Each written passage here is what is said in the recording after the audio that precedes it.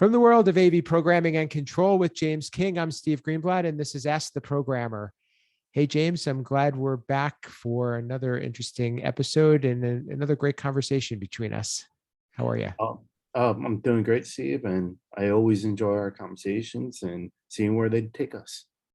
Absolutely. And um, one thing that you'll know if you listen to this show a lot is that James and we met basically on AV in the AM, and a lot of the conversations that we have a AV in the AM inspiration. And we've also had Chris Netto on a few episodes back. So check those out if you haven't listened to them. They were probably two of our most popular episodes, but we recently had a conversation on Sunday morning about the idea of how do you recognize all the role players on a team. So Chris tried to use a sports analogy, which he did very well, and it was beginning of baseball season. So he was talking about how do you, although a team is made up of 9 players in baseball, 11 players in football. How do you acknowledge the role that each player plays, even if you're not the star or you're not in a position that gets the fame and gets the recognition. And, sometimes that's the salesperson. Sometimes that's the person who's the last one, the closer on the project, if you will, that gets the punch list knocked out. And sometimes that's the designer if it's a unique design. But where does the programmer fit in? How often does a programmer get recognized? So that's kind of the spin that James and I thought we'd take today. And James, I'll ask you this. When you're working on a project and a lot of times programming is not always thought of from the beginning, and usually we kind of have to be called upon to fill in the gaps, make things work, but that's not always the job that gets the glory. So what motivates you to do that, and is there something that should change to make that be better recognized? To How do I get motivated that's a self-driven for me. I like to make things that aren't working work. So really the motivation there to me is my self drive to get it to work. I and thinking of programmers in natural are not glory seekers. They don't want to be the stars for the most part. You always have your outliers. I kind of chopped this up to a movie line from the movie SWAT. The commanding officer is talking to one of his recruits that he's bringing it in. The guy was in the military, and kept asking him, "Well, what did you do when you were in the service?" And the guy response was, "My commanding officer always said, if anyone knew what we did, we failed." And that was kind of what I took it up as too. Was like, if people knew I was doing AV here at the university, it meant there was a problem with the AV, mainly the code. So if I failed at my job. Now, no, that is not true. It's not, oh, they only know me because there's a lot of issues. That we know that's not true. But that's kind of the way I addressed it, and kind of went where people really shouldn't know me. The technology should just work and not be a hindrance to them. So really the way I feel is programmers should get recognition as almost like the attaboy. It was like, yo, you made this project, you brought this project together. And because really, hate to say, without coding, you have a lot of buttons to hit, and it becomes cumbersome to use systems. So really, the programmers are the ones who are holding the systems together to streamline things. I know salespeople are probably yelling at me right now. Everyone's a valuable member of the team, and I'm not a big one for stars. Again, goes back to the whole programming mentality of being in the shadows. Um, so way I like to again chop it up, not the whole movie quote, but at I think it was the recent men's World Cup. If you look at the final two teams, I'm trying to remember the one team, but it was Costa Rica and forget who the other team was. Costa Rica was not a powerhouse team. They didn't have name talent. They didn't have the Messi and the Ronaldo and these star players on their team. They played as a team. And in fact, I read that they did bring in they were going to bring in this one guy who was a semi-named person, kind of big in the Premier League, I believe it was. And the coach went to him and goes, "You're going to be my number one off the bench." And the guy respond, "I'm not a sub." The coach goes, "Go home." And he didn't play, didn't make it to the World Cup. Like, he thought he was better than the team. And I think that's where I like to look at is it's the value as a team. We all move forward, we all move backwards together. And that's kind of how I value programming is that's where I get my motivation, my joy, and my recognition. I don't need my name in print or awards coming my way. They're nice. I admit it's even what 2000 as 21, I think it was, where I was nominated as AV Professional of the Year, or maybe no, sorry, 2020. 21 was just recently. It was great to be nominated. Now I don't, but again, it wasn't something I seeked after or think I deserve. There's tons of great people out there. I like to be in the shadows.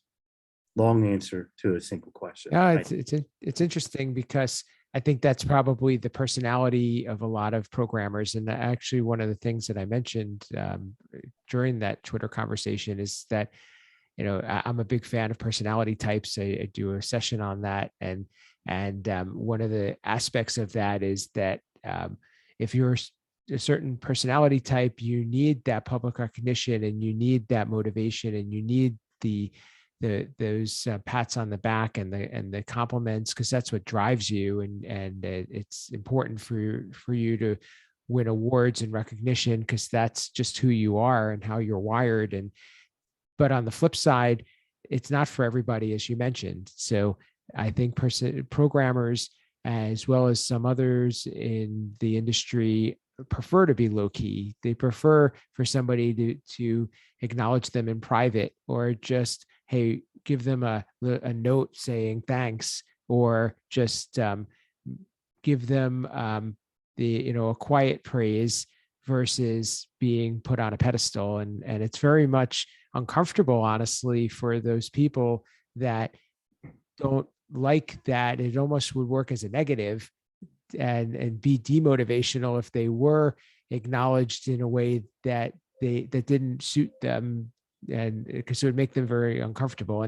And a lot of people don't realize that. So what you said, I think, is really insightful. I just want to follow up with that and say, are we doing ourselves an injustice as programmers by not trying to seek the spotlight more?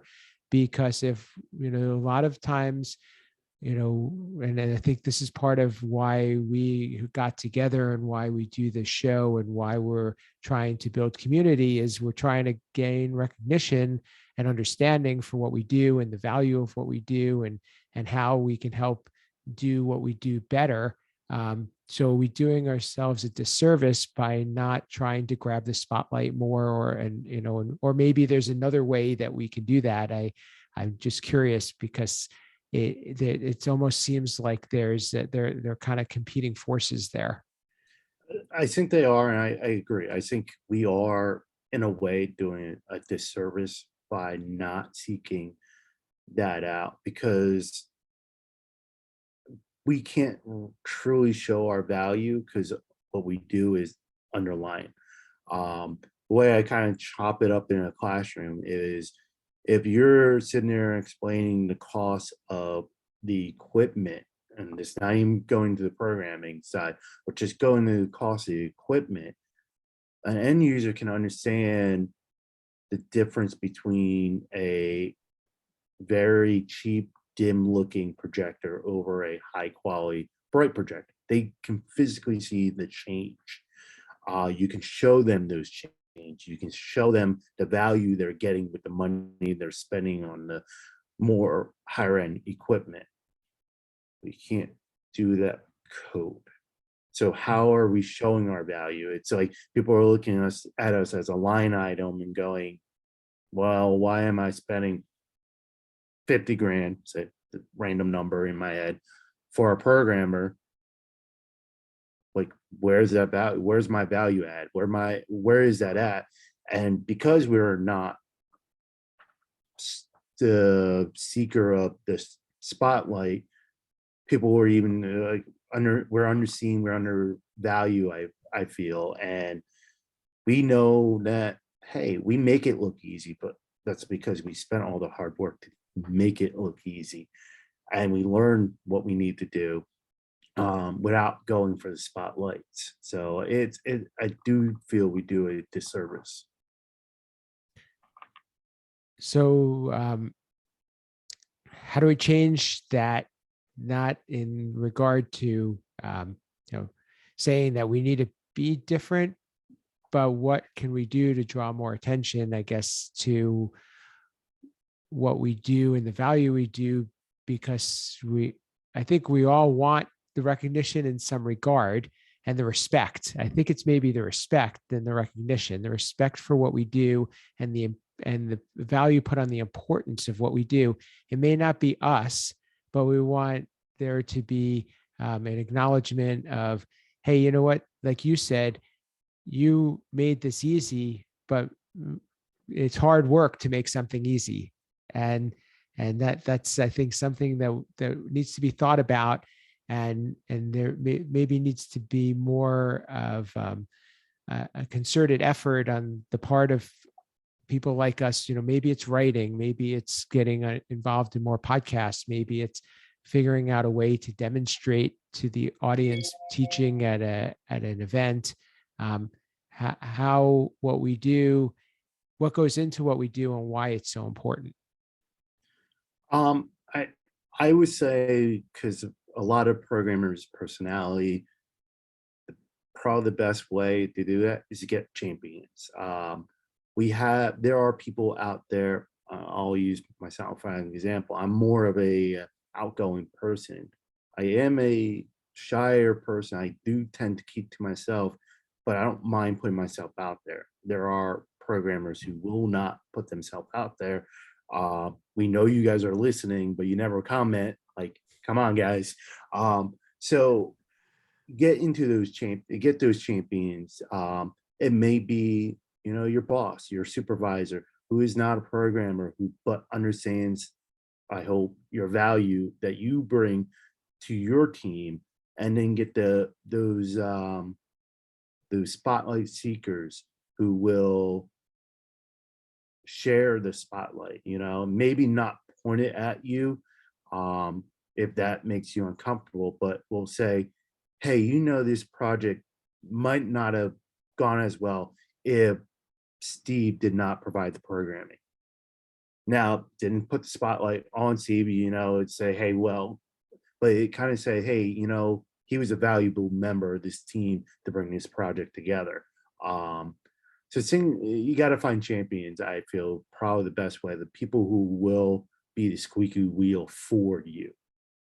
I like that. Actually, I think that's a good place for us to wrap this up, because I think that's it's a really good call to action on two parts. One, as you mentioned, hey, we know you're listening and you want to make a little change, but you need somebody to help you with that voice because it's uncomfortable and it may not be who you are.